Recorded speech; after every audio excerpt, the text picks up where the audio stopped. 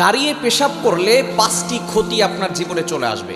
দেখুন, নবীজি সাল্লাল্লাহু আলাইহি ওয়াসাল্লাম 1500 বছর আগে জানিয়ে দিয়েছেন বসে পেশাব করতে হবে। আমাদের নবীজি সাল্লাল্লাহু আলাইহি ওয়াসাল্লাম আমাদেরকে সব কিছু শিক্ষা দিয়েছেন।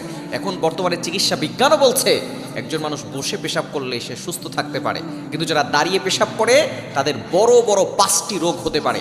এই 5টি রোগ যাদের হবে তারা কিন্তু আস্তে আস্তে কঠিন বিপদে পড়ে যাবে। এজন্য দাঁড়িয়ে পেশাব করবেন না, বসে পেশাব করবেন। বসে পেশাব করা সুন্নাও আদায় হবে এবং আপনার শরীরটা সুস্থ থাকবে।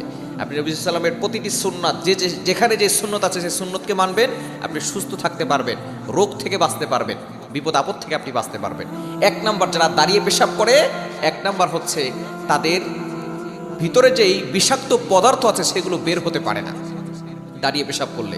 বসে পেশাব করলে এই পেশাবের মাধ্যমে ভিতরে যেই বিষাক্ত পদার্থ আছে এগুলো সব বের হয়ে যায়, কিন্তু যারা দাঁড়িয়ে পেশাব করে এগুলো বের হতে পারে না, যার কারণে আস্তে আস্তে বড় ধরনের